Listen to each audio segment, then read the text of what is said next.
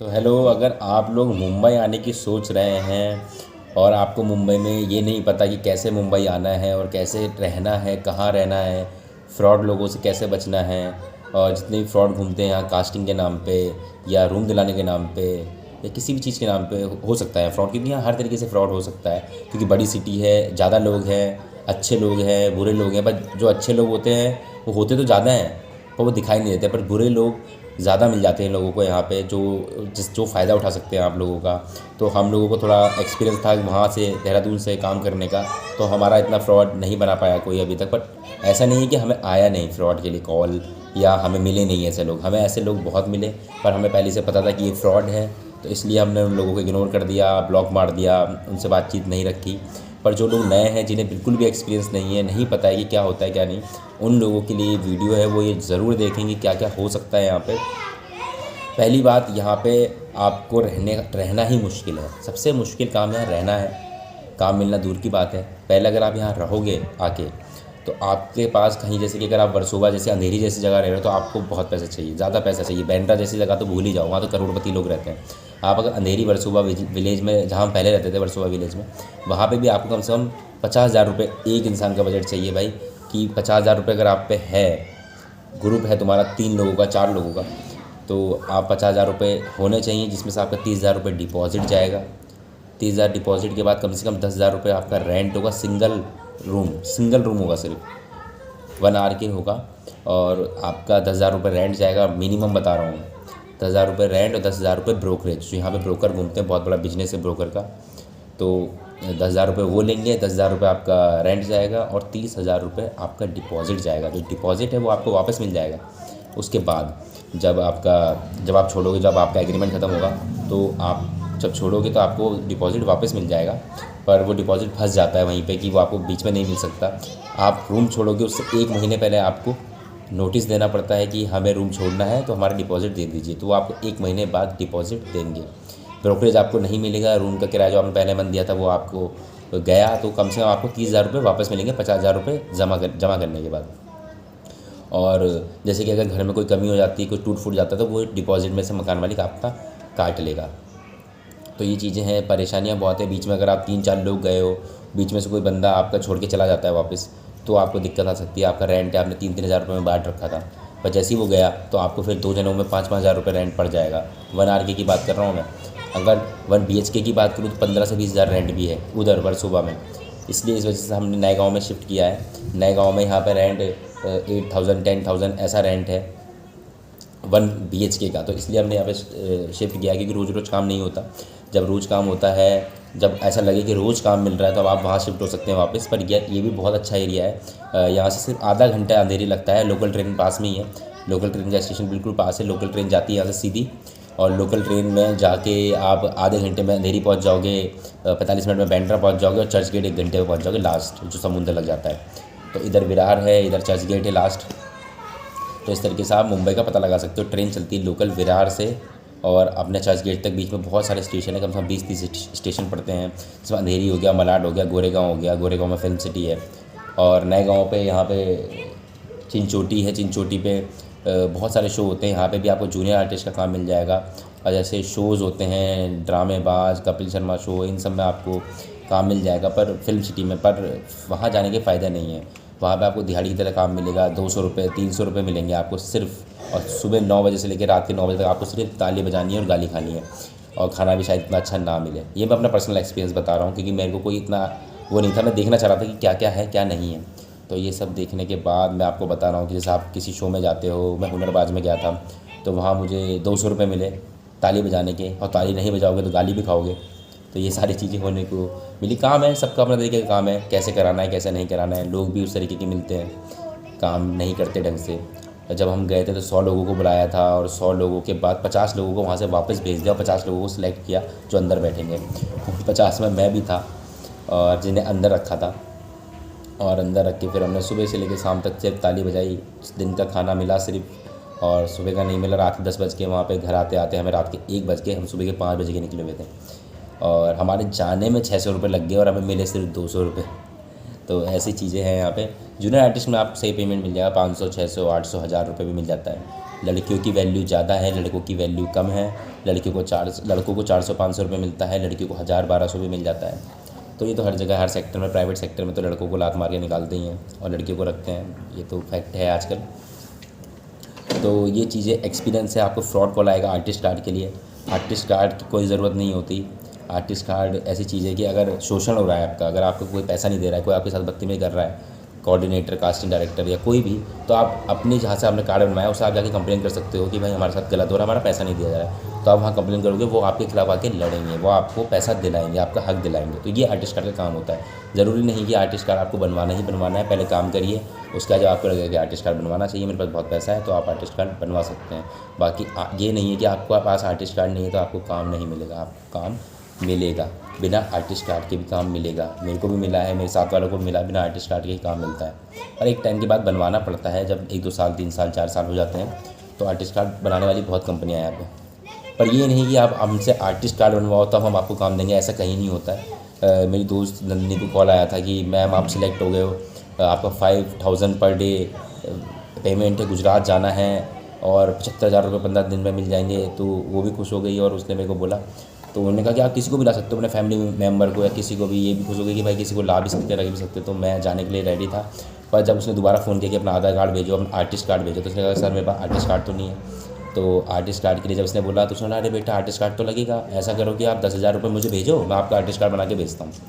तो यही लोग मात खा जाते हैं और यहीं पे लोग 10,000 रुपये भेज देते हैं और आर्टिस्ट कार्ड बन जाता है। फिर वो आपको फ़ोन करते हैं कि अरे शूट तो पोस्टपोन हो गया, शूट तो हो ही नहीं रहा यार, बारिश हो गई यार, हीरोइन ने मना कर दिया, शूट अगले महीने होगा। ऐसा अगले महीने करके आपका आर्टिस्ट कार्ड आपके पास आ जाता है और वो लोग आपका ऐसे बेवकूफ़ बनाते रहते हैं। उनका बिजनेस चलता है, वो ऐसे रोज़ 100 लोगों को कॉल करते हैं और रोज़ 10-10 हज़ार रुपये छाप के अपना पैसा बना लेते हैं। इन चीज़ों से बचना होगा। यहाँ लड़कियों के लिए बहुत दिक्कत वाली बात है, क्योंकि जो जेन्युइन कास्टिंग वाले हैं वो आपसे सिर्फ आपकी प्रोफाइल मांगेंगे, बोलेंगे अपनी प्रोफाइल दो, अपनी वर्क लिंक दो, अपना ऑडिशन लिंक दो, अपना इंट्रोडक्शन वीडियो दो। जो फेक कास्टिंग डायरेक्टर है, जो गलत लोग हैं, वो आपको कहेंगे हेलो कैसे हो आप, खाना खा लिया आपने, आपका बॉयफ्रेंड है। फिर आप बोलोगे कि आप कैसी बात कर रहे हो, फिर आप उससे कुछ बोलोगे उल्टा, जब वो आपके साथ बदतमीजी करेंगे, फिर वो आपको ब्लैक लिस्ट करेंगे, फिर वो आपकी फ़ोटो स्टेटस पे लगवाएंगे कि देखो ये लड़की ने मेरे साथ बदतमीजी करी क्योंकि मैंने इसके प्यार से बात करी, और वो अब 10 लोगों से स्टेटस पे लगवा देंगे कि देखो इस लड़की को कोई काम नहीं देगा। तो ये चीज़ें भी चलती हैं कि अगर आप किसी कास्टिंग वाले के साथ सही से बात नहीं करते, अगर वो आपसे बदतमीजी करता है और आप उसका जवाब देते हो, तब वो आपको ब्लैक लिस्ट करने की कोशिश भी करते हैं। हर कोई नहीं, 90% तो सही होते हैं, जो 10% होते हैं वही ज़्यादा दिखाई देते हैं और वही ज़्यादा हरकतें करते हैं।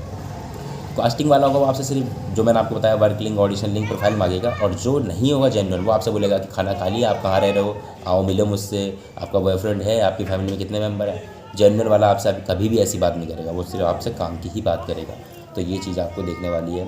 जो दूसरे तरीके से भी काम होते हैं, यहाँ लड़कियों को मैसेज आते हैं कि कॉम्प्रोमाइज़ कर लो, डायरेक्टर के लिए आपको कंडीशन है, कंडीशन होगी तभी काम होगा। फिर लड़कियाँ मना कर देती हैं तो फिर दोबारा काम पूछते नहीं। तो जो लड़कियाँ तैयार हो जाती हैं उनको काम मिल जाता है, पर वो भी ज़्यादा दिन का काम नहीं होता, एक बार काम मिल जाएगा और उसके बाद कुछ नहीं होगा, उसके बाद वो रोड पे ही घूमते रहेंगे और बदनामी अलग से हो जाएगी। तो इन चीज़ों को देख के चलना पड़ेगा। Compromise, condition, fraud, casting director और आर्टिस्ट कार्ड, ये सारी चीज़ें से आपको बच के रहना पड़ेगा। ये मैं अपना पर्सनल एक्सपीरियंस बता रहा हूँ सारा, मेरे दोस्तों का जो भी यहाँ पे है। और ब्रोकरेज का सिस्टम मैंने आपको बता दिया कि रेंट, ब्रोकरेज और डिपॉज़िट ये रियल चीज़ें हैं यहाँ पे, कि ये कोई फेक नहीं है। ब्रोकरेज लगता है, डिपॉज़िट भी लगता है और रेंट तो लगता ही है। और रेंट बहुत महंगा है यहाँ पे, चीज़ें भी महंगी हैं। अगर आपको पेट्रोल अगर 90 रुपये का पड़ रहा है कहीं और सिटी में, तो यहाँ 110 रुपये का पेट्रोल है। तो हर चीज़ थोड़ी थोड़ी महंगी है। तो ये सारी चीज़ें आपको पता चलेंगी मेरी वीडियो के थ्रू कि क्या क्या होता है यहाँ पे। बहुत सारे कास्टिंग वाले हैं कि आपसे बोलेंगे कि हमसे पोर्टफोलियो करा लो, पर ड्रेस का 6,000 रुपये है। मैं एक कास्टिंग कंपनी भी गया था तो वहाँ उन्होंने बोला कि आपका फ़ोटोशूट तो सही नहीं लग रहा है मुझे, और आप ऐसा करो कि 6,000 रुपये दो एक कॉस्ट्यूम के, और 3 कॉस्ट्यूम में आप मेरे से फ़ोटोशूट कराओ, 18,000 रुपये में आपको 50 फ़ोटो निकाल के देंगे और आपका सिलेक्शन हम करवाएंगे। तो उसने मुझे फ़ोटो दिखाई एक लड़के की जिनका उन्होंने शूट किया हुआ था, उसने पैसे देके फ़ोटो खिंचाई थी। तो वो मुझे बोल रहे देखो अगर इसकी फ़ोटो भेजो और आपकी फ़ोटो भेजे तो ये किसको सिलेक्ट करेंगे, उसको सिलेक्ट करेंगे क्योंकि उसकी फ़ोटो अच्छी आ रखी है।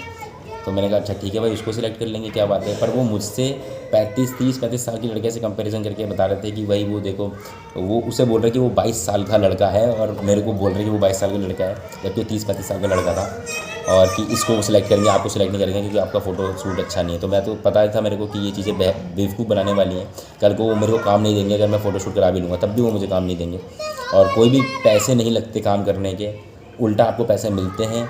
मुकेश छावड़ा जो यहाँ के मेन कास्टिंग डायरेक्टर हैं, सबसे फेमस, उन्होंने बोला कि आपकी पासपोर्ट साइज़ फ़ोटो भी आपको काम दिला सकती है अगर आप कैरेक्टर में बैठ रहे हो। अगर आपका लुक कैरेक्टर में बैठ रहा है, आप काले हो, गोरे हो, मोटे हो, नाटे हो, कितने भी बुरे दिखते हो, कितने भी अच्छे दिखते हो, अगर आप तब तक कैरेक्टर में नहीं बैठ रहे हो तब तक आपका काम नहीं होगा। आप बहुत गोरे चिट्टे हो, आप बहुत लंबे चौड़े हो, कैरेक्टर में नहीं बैठ रहे हो तो आप सिलेक्ट नहीं होंगे। आप काले कलूटे हो, बिल्कुल कमज़ोर हो, बेकार हो, अगर आप कैरेक्टर में बैठ रहे हो तो आपको ज़रूर लिया जाएगा। और आपकी एक्टिंग अच्छी है, आप में स्किल्स है, आप परफॉर्मर अच्छे हो, आपने काम किया है, आपको एक्सपीरियंस है।